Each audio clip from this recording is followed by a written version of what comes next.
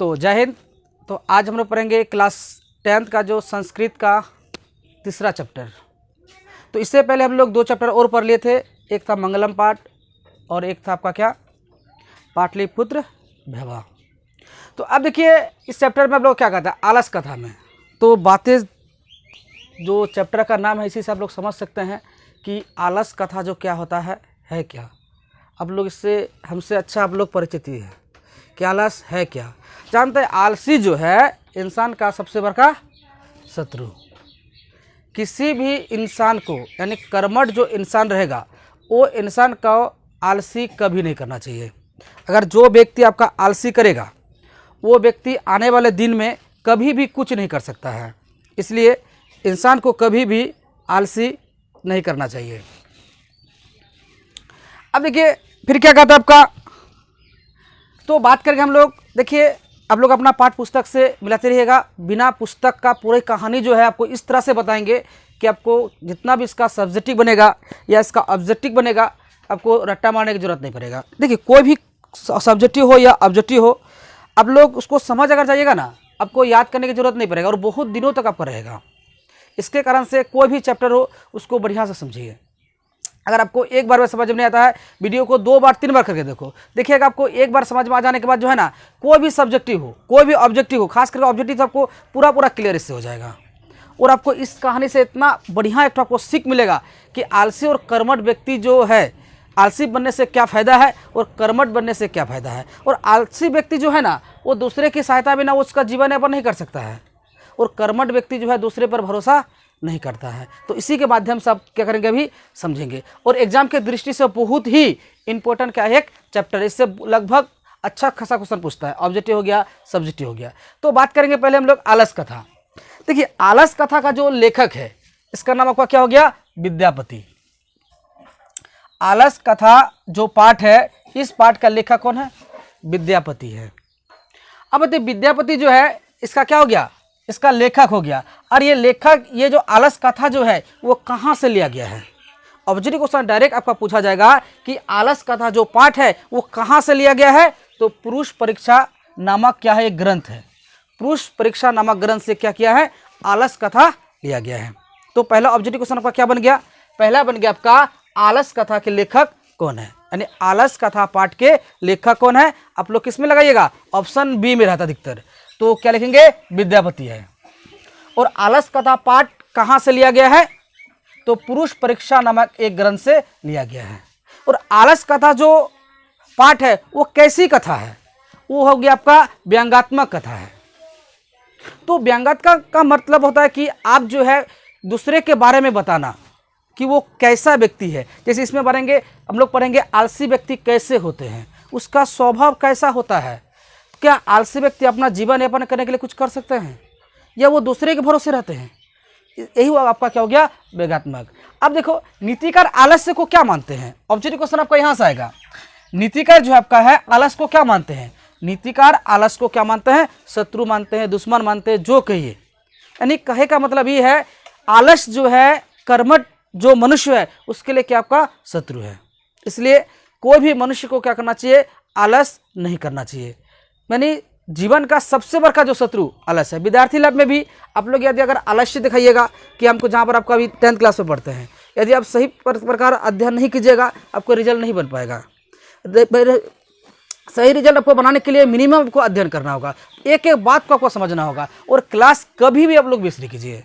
अगर जैसे मान लीजिए आज जो व्यक्ति क्लास में एब्सेंटी है तो वो आज जो बताएंगे वो लगता है फिर अगले साल ही बताएंगे। इस प्रकार का आपका दोबारा नहीं हो पाएगा, इस साल में तो नहीं हो पाएगा। अब उसी प्रकार कोई भी क्लास को मत कीजिए इसके। और देखिए और इसमें आपका एक एक क्वेश्चन आपका बन रहा है। अगर एग्जाम में आपको अगर आपका 100 नंबर का अगर एग्जाम होता है उस एग्जाम में आपका 95% नंबर आपको संस्कृत दिला सकता है। और सबसे कम पढ़कर संस्कृत में आप क्या करते हैं 95 नंबर से भी अधिक आप लोग ला सकते हैं। हाँ और एक बात आप ध्यान दीजिएगा कि आपका जो है जितना भी क्वेश्चन आंसर आपका रहेगा वो सिर्फ हिंदी में ही पूछेगा। आपका भले आपका पुस्तक क्या आपका संस्कृत में हो लेकिन क्वेश्चन आंसर जो भी रहेगा आपका क्या रहेगा हिंदी का ही रहेगा। इसलिए हम इस कहानी का क्या करेंगे संस्कृत नहीं उसका हिंदी में बताएंगे आप लोग को। वो संस्कृत में लिखा हुआ है उसी के अपने तरह से बिना पुस्तक का देखे हुए आपको क्या बनाएंगे हिंदी में समझाएंगे। तो आगे देखिए क्या कहता है तो नीतिकार आलस्य को क्या मानते हैं? शत्रु मानते हैं। हम भी मानते हैं, जो भी आलसी व्यक्ति या विद्यार्थी है ना, तो मेरे तरफ से वो क्या है? शत्रु है। अब देखिए, मिथिला का कोई मंत्री, एक जगह का नाम था क्या? मिथिला। मिथिला का मंत्री कौन था? वो क्या था? वृषवर था। मिथिला का मंत्री कौन है? वृषवर है। पहला ऑब्जेक्टिव क्वेश्चन आपका यहां से बन जाएगा। उसके बाद आपका मिथिला का मंत्री जो वृषवर था, इसका स्वभाव कैसा था? उसका स्वभाव आपका दानशील और दयालु स्वभाव का था, यानी दानशील। मान लीजिए इस कहानी से आपका यहाँ से आपका ये आपका तो हो गया चैप्टर के बारे में, थोड़ा विद्यापति के बारे में हो गया यहाँ से यहाँ तक, और यहाँ से आपका क्या हो जाएगा? आपका कहानी आपका स्टार्ट हो जाएगा। अब देखिए, वृषवर नामक मंत्री रहता था किसी गांव में। अब देखिए, वृषवर नामक जो मंत्री रहता था वो कहाँ का? मिथिला का मंत्री था। वो क्या करता था? आश्रम चलाता था। वो आश्रम किसके लिए था? वो आश्रम था आपका जो व्यक्ति, ठेठी भाषा में अगर बोलेंगे, कुढ़िया व्यक्ति, जो व्यक्ति आलसी व्यक्ति है, जो अपने से कोई काम को नहीं कर सकता है, उसके लिए एक आश्रम खोला था। उस आश्रम में उसका कपड़ा, खाना पीना, हर तरह का सुख सुविधा उसके लिए क्या किया था? दिया था। तो उसी प्रकार तो वृषवर कैसा था? तो स्वभाव से क्या था? दानशील था। वो किसको दान करता था? जो व्यक्ति आलसी लोग होते हैं उसी को क्या करते? वो दान करते हैं। दान में कपड़ा हो गया, भोजन, अच्छा अच्छा कपड़ा हो गया, अच्छा अच्छा भोजन हो गया, सोने के लिए घर देना, बिस्तर देना, हर तरह का उसको सुविधा देता था। इस सुविधा को देखते हुए देखिए, फिर देखिए, आलसियों को कौन भोजन देता था? भोजन और कपड़ा कौन देता था? वृषवर देता था। ऑब्जेक्टिव क्वेश्चन डायरेक्ट आपको यहाँ से पूछ लेगा, आलसियों को भोजन और कपड़ा कौन देता था? तो आप क्या लगाएंगे आंसर में? वृषवर नामक जो मंत्री था, वो मंत्री क्या करता था? देता था। अब देखिए, यहाँ से आगे थोड़ा सा कहानी बात करते हैं, उसके बाद आगे हम लोग यहाँ से क्या करेंगे? आगे चर्चा करेंगे। देखिए, वृषवर नामक मंत्री, मिथिला का जो मंत्री था, वो अपना एक आश्रम चलाता था। तो आश्रम में किसके लिए आश्रम था? वो आश्रम था आलसियों के लिए। जो व्यक्ति कोई काम धंधा नहीं कर सकता है, वो दूसरे पर डिपेंड करता है, उस व्यक्ति के लिए क्या बनाया था? आश्रम बनाया था। अब ऐसे आलसी, आलसी का मतलब समझ आता ना? जो व्यक्ति दूसरे पर डिपेंड रहे, उसी व्यक्ति को हम लोग क्या कहेंगे? आलसी व्यक्ति कहेंगे। देखिए, कोई व्यक्ति किसी पर विश्वास नहीं करो, कोई व्यक्ति किसी पर डिपेंड नहीं, वो अपने आप पर क्या करो? डिपेंड रहो कि हम इस काम को कर सकते तो कर सकते। दूसरे पर जो टाल दिया, वही व्यक्ति तुम्हारा क्या कहलाया? आलसी कहलाया। तो आलसी लोग के लिए ही वृषवर नामक मंत्री ने क्या किया था? एक आश्रम खोल कर रखा था। आश्रम खोल कर जब रखा तो वहाँ पर आलसी था, 2 4 5 ऐसे आलसी था, कुछ आलसी था। तो आलसिया का जो है अच्छा अच्छा भोजन, अच्छा कपड़ा, अच्छा सुख सुविधा देखकर जो अगल बगल का जो व्यक्ति था वो समझ रहा था। तो वो सब व्यक्ति उस आश्रम में जाकर अच्छा खाना, अच्छा पीना, अच्छा वस्त्र को पहनते हैं, हर चीज़ टाइम का। उसका जो क्या, उस आलसियों को देखकर उसको जलन टपका हो गया। किसको जलन टपका हो गया? जो अगल बगल जो व्यक्ति है, उस व्यक्ति को क्या हो गया? वो जलन टपका होना शुरू कर दिया। और उसने सोचा क्यों ना हम भी उन लोगों के साथ क्या हो जाए? शामिल हो जाए। इस बात को सोचकर तो जो ओरिजिनल में, असली में जो आलसी था, उसके साथ क्या हुआ था? वो अगल बगल का जो व्यक्ति था उसको कहते हैं धूर्त लोग। धूर्त लोग क्या हो गया था? अब उसके साथ क्या हो गया? मिल गया। पहले 2 4 को क्या था? आलसी था, उसमें खर्चा बहुत कम होता था। तो जो वृषवर जो आश्रम चलाता था, उसको ज़्यादा खर्चा तो उठाना नहीं पड़ता था। तो किसी कारण से वहाँ पर 2 4 को आदमी दे दिया, ठीक है, आप जो है ये सब क्या करते, जितना भी आलसी है उसको आप खाना पीना भरण पोषण अपना कीजिए। उसका खर्चा कितना था? बहुत कम उठाना पड़ रहा था। लेकिन धूर्त लोग जब असली क्या बोलते हैं, आलसी बनकर उसके साथ में क्या हो गया? शामिल हो गया। तो देखो, मान लीजिए कोई व्यक्ति आलसी है, उसके साथ कोई भी आदमी, सबके लिए खुला है। जो व्यक्ति आलसी है वो व्यक्ति हम मेरे यहाँ पर आओ और उसको हम क्या करेंगे? सेवा करेंगे। तो इस प्रकार का आपका जो क्या करना, सेवा सुनकर धूर्त लोग भी क्या हो गया? कुछ शामिल हो गया। कुछ जब शामिल हो गया तो आलस में खर्चा क्या हो गया? बढ़ना शुरू हो गया। मान लो सपोज करो, अभी अगर 4 व्यक्ति आलसी है, उसको हम खाना पीना सब कुछ दे रहे हैं, अगर वहीं पर अगर 20 व्यक्ति आ जाएगा तो क्या 20 को खाना पीना, कपड़ा लता हर कुछ देना होगा? तो इसलिए आलस में खर्चा क्या हो गया? बढ़ना शुरू कर दिया। तो वहाँ का जो अधिकारी होता था, अधिकारी मतलब वहाँ का जो कर्मचारी, वहाँ का जो जैसे देख रेख करने के लिए जो व्यक्तियों को रखा था, तो वो व्यक्ति जो है क्या करता है? तो ये सोचा कि हमें जो है, जो आलसी व्यक्ति है, उस आलसी व्यक्ति को जो क्या करते हैं कि खाना पीना भोजन के लिए रखा गया है। अगर यहाँ पर जो आलसी व्यक्ति नहीं है उसको भी वो क्या कर दिया, खाना पीना दे दिया। तो ये बात सोचकर वो क्या करे, वहाँ का जो कर्मचारी था वो पूरा टेंशन में आ गया। तो हमें किसके लिए रखा गया है, जो व्यक्ति आलसी व्यक्ति है उसी की सेवा करने के लिए हमको क्या किया है, रखा गया है। यदि धूर्त लोग भी इसके साथ अगर शामिल हो जाए तो आश्रम का जो खर्चा 2 गुना से 3 गुना हो जाएगा। तो इस बात का टेंशन के लिए वहाँ का जो अधिकारी लोग जो है, वहाँ का जो कर्मचारी लोग जो है वो क्या करना शुरू कर दिया, क्यों ना इस आलसियों को एक बार क्या कर ले, जांच कर लिया जाए, इसमें से कौन सब जो है आलसी है और कौन सब क्या है, धूर्त लोग है। जैसे आप लोग में 1 सप्ताह या 2 सप्ताह या महीना भर पढ़ा लेते हैं, बीच में एक तो टेस्ट हो जाता है ना कि आप लोग अपना कहाँ तक आपका जानकारी है।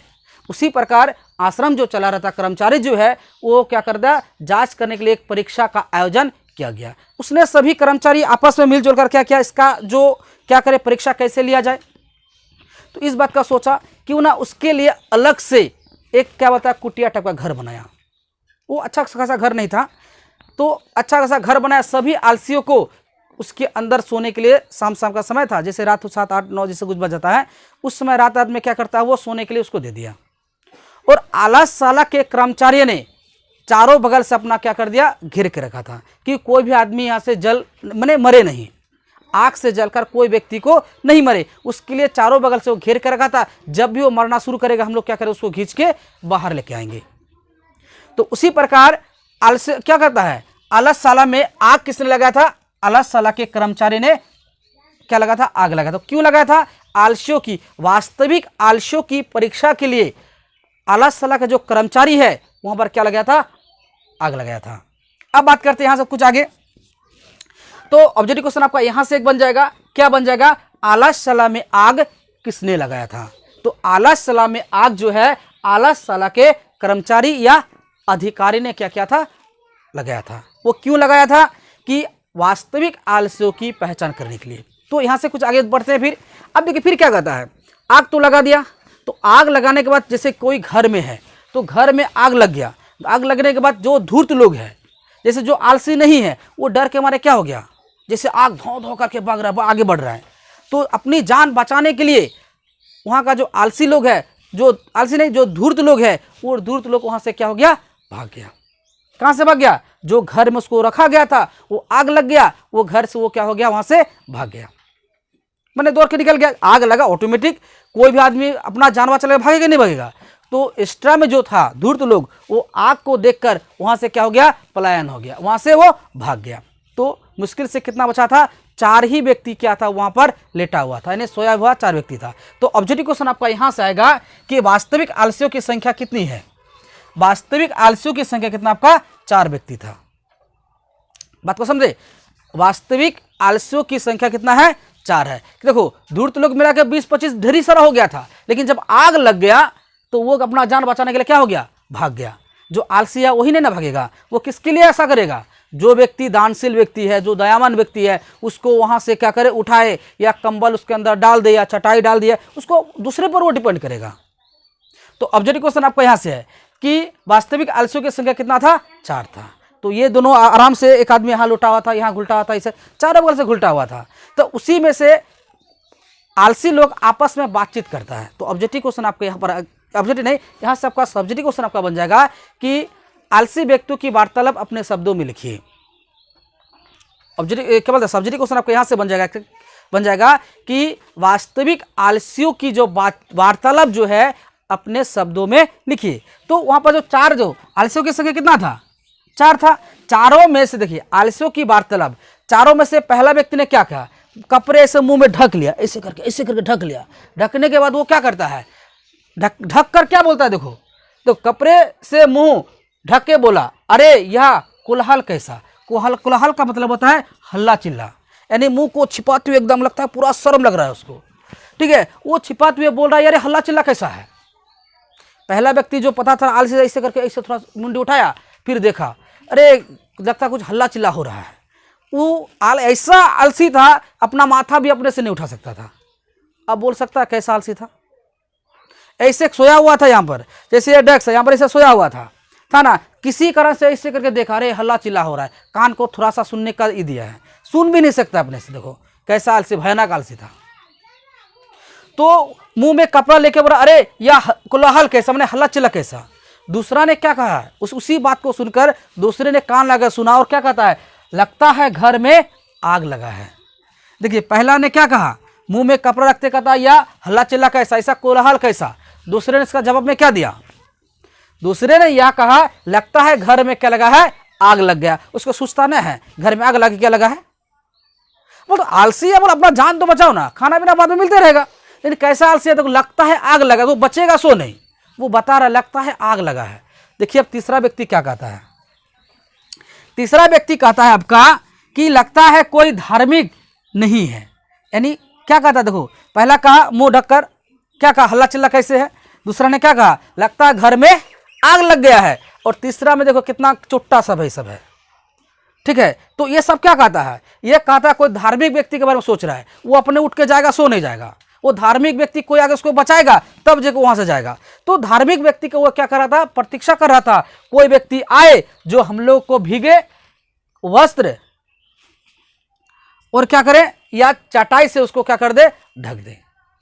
यानी कोई वहां से बाहर निकाल दे, या कोई भीगा हुआ जैसे सोन का बोरा सब होता है ना, सोन का बोरा हो या कोई भी वस्तु जो आग जल्दी नहीं पकड़ पाए, उससे वो क्या कर दे, उसको ढक दे। इस तरह व्यक्ति का आने की वो क्या कर रहा था, कामना कर रहा था। कोई भी दयावान और क्या बोलते हैं दानशील व्यक्ति आए और हमको क्या करे, यहाँ से बचा के ले जाए। फिर देखिए चौथा व्यक्ति क्या कहता है, अरे बाचल क्यों बोल रहे हो, चुपचाप नहीं रह सकते। अब देखिए सबसे अधिक चोटा ही ना है, अभी लोग बताइए सबसे अधिक चोटा ही ना है। ये दोनों तो अपना बचने को कुछ कर ही रहा था, ये बोलता है हल्ला चिल्ला काहे कर रहा है, हल्ला चिल्ला कर चुपचाप नहीं रह सकता है। अब बता अपना मर रहा है, अपना आग से जल जाएगा, तो वो भी ये बोलता है हल्ला चिल्ला काहे कर रहा है। अब लोग ही इस बात को बताइए कैसा आलसी व्यक्ति है, अपना अपना खुद का जान बचाने के लिए भी वो कुछ नहीं कर पा रहा है। ऐसा आलसी आप लोग में किसी में नहीं रहना चाहिए, अपना काम आप खुद कीजिए। ठीक है, तो उसी प्रकार ये आपको समझ में आ गया, चारों व्यक्ति का वार्तालाप आपका यहीं से था। फिर कहता है आलसी को आग से निकाला, यानी जब मान लीजिए धूर्त लोग सबका सब भाग गया, तो ये सब अभी आग में क्या करेगा, जलने वाला रहेगा, मरेगा। तब अलैहिस्सलाम में जो आग लगाया था, अब बताए थे पीछे आप लोग बताए थे अलैहिस्सलाम में आग किसने लगाया था, तो अलैहिस्सलाम में जो आग लगाया था वहाँ का जो कर्मचारी जो है, अलैहिस्सलाम का जो अधिकारी है, उसने आग लगा था। तो उसको ये समझ में आ गया कि ये जो चार व्यक्ति, जो महान व्यक्ति, उसको गिद्ध गिबत नहीं, महान नहीं, वो जितना बड़ा महान कहो, वो महान व्यक्ति जो है वही महान व्यक्ति आपका क्या है, आलसी है। क्योंकि चारों बगल से आग लग गया, अपना जान को बचाने के लिए भी वहां से नहीं भाग रहा था, तो वो अंत में क्या कर दिया कि आलसी को क्या कहता है, अल्लाह सलाह से क्या कर दिया, वो निकाल दिया। ठीक है, ऑब्जेक्टिव क्वेश्चन आपको यहाँ से भी आ जाएगा एक तो कि आलसियों को आग से किसने निकाला, तो अल्लाह सलाह के अधिकारियों ने निकाला। अधिकारी आएगा या कर्मचारी आएगा। ठीक है, तो उसी प्रकार फिर क्या बोलता है, फिर आलसियों को कैसे निकाला गया। अब बताओ छोटा सा ऐसा था, गोदी में उठा के तो नहीं है ना, उठाएगा है या नहीं है। तो मान लीजिए आप ही बताइए, गोदी में तुम उठो यहाँ से उठा के वो नहीं ना भेजेगा, उसको ये केस पकड़ा ऐसे खींच के लेके गया। अब लोग अंदाजा लगाइए, आप लोग ऐसे झोटा पकड़ लेंगे, ऐसे खींच के लाएंगे तो कैसा दशा होगा। उसी प्रकार अलैहिस्सलाम का जो कर्मचारी है उसको झोटा पकड़ कर, यानी बाल को ऐसे पकड़ कर वो क्या कर दिया, खींचते हुए वहां से क्या कर दिया, बाहर निकल दिया। तब जाके उसकी क्या हो गई, जान बच गई। अब देखो वही बात यहाँ कहता है, आलसी को कैसे निकाला, बाल पकड़ कर, यानी ऐसे बाल पकड़ दो, खींचते हुए क्या निकल दिया, वो बाहर निकल गया। फिर भी वो बोलेगा केस बाल को थोड़ा पकड़िए, हाथ पकड़े खींचिए, ये भी बोलने का उसको क्या है, सामर्थ नहीं है। आप बताओ कैसा बकलोल आलसी है। यानी वो जो व्यक्ति कैसा व्यक्ति था ना, अपने आलसीपन को सिद्ध कर रहा था कि हमसे भयंकर कोई दुनिया में कोई आलसी है ये ना है। तुम लोग भी ऐसा नहीं ना है कि हमको क्या बोलते हैं, हम लोग से खराब कोई विद्यार्थी है ये ना है, ऐसा तुम लोग का नहीं होना चाहिए। अब समझ में ना आलसी का दुर्गुण कैसा होता है। अगर कोई व्यक्ति अगर दया माया करेगा तभी तुमको जीवन यापन है, नहीं तो गया काम से। तो उसी प्रकार फिर क्या होता है, तो यहाँ से आपका क्या हो जाता है, चैप्टर क्या होता है। इसके बाद वृषवर नामक जो वृषवर नामक जो मंत्री था, ये चारों व्यक्ति को और अधिक खाना पीना देना शुरू कर रहा था। जैसे सप्ताह में जब दूध दही घी कम मिलता था, वहाँ पर अधिक मिलना शुरू कर दिया, मैंने पूरा सेवा करना शुरू किया। यानी वृषवर का जो है ये पता हो गया, विश्वास हो गया कि आलसी व्यक्ति जो है वो अपने से कुछ नहीं कर सकता है। जब तक कोई दूसरे व्यक्ति उसको मदद नहीं करेगा तब तक वो अपना जान भी वो नहीं बचा सकता है।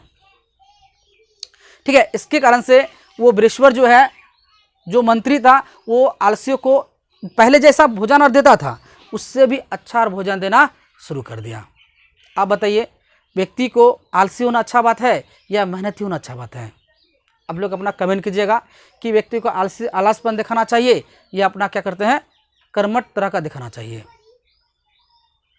ठीक है, देखिए आलसी लोग का इस संसार में कोई पूजा नहीं जाता है। जो कर्मठ, जो मेहनती होता है, उस मेहनत को सभी व्यक्ति क्या करेंगे, याद रखेंगे। आप लोग विद्यार्थी है, विद्यार्थी में भी आप लोग मेहनत कीजिएगा, सब जगह आपका नाम होगा। अगर आप कुरिहा टप कर रहिएगा, आलसीपन रहिएगा, आपका कहीं पर चर्चा नहीं होगा। ठीक है, चर्चित होने के लिए आपको क्या करना होगा, मेहनत करना होगा। जो भी होमवर्क मिले उस होमवर्क को आप कल की आशा पे क्या कीजिएगा, नहीं छोड़िएगा। जिस प्रकार आज हम इसको बताए, इसको आप क्या कीजिए, ध्यान से एक बार दो बार क्या कीजिए, पढ़िए। पढ़ने के बाद धीरे धीरे माने जितना भी ऑब्जेक्टिव क्वेश्चन है आपका, सब क्वेश्चन आपका क्लियर हो जाएगा।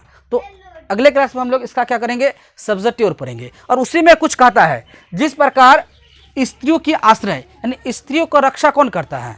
एक स्त्री जो है, लड़की नहीं, स्त्री, लड़की का जब शादी होता है तब स्त्री बनता है ना। एक स्त्री सबसे अपना सुरक्षित किसके पास महसूस करता है? अपने पति के पास। वही कहता है, स्त्रियों का आश्रय कौन देता है? उसका पति देता है। जितना भी अपना सुख दुख जो भी हो, सब वो किसके पास जाके बोलेगा? पति के पास जाके बोलेगा। उसी प्रकार बच्चों का आश्रय कौन देता है? उसकी माँ देता है। जैसे कोई छोटा बच्चा हो, हम लोग को, जैसे हम लोग ऐसे क्लास से घर गए, घर जाने के बाद भूख लग गया, माँ गे खाल दे, भूख लग लो। अपना माँ कोई भी काम करता है, उस काम को छोड़कर तुम लोग क्या करता है, खाना बना के रखता है, खाना बना के परोस को देता है। फिर भी हम लोग क्या करते हैं, उसकी मेहनत को हम लोग नहीं देखते हैं। अब उसी प्रकार क्या कहते हैं, आलसियों के आश्रय कौन देता है? कोई दयावान व्यक्ति जो है, दयालु व्यक्ति ही उसको क्या करते हैं, आश्रय। आश्रय मतलब उसका देखभाल करते हैं। तो इस प्रकार का आप लोग जो आलस कथा जो है चैप्टर क्या हो गया, कंप्लीट हो गया। अब बताइए, आपको जहां पर भी दिक्कत हो आप क्या कीजिए, कमेंट कीजिए। तो मिलते हैं इसका सब्जेक्टिव वीडियो लेकर। तो तब तक क्लास में बने रहे, तब तक के लिए जय हिंद।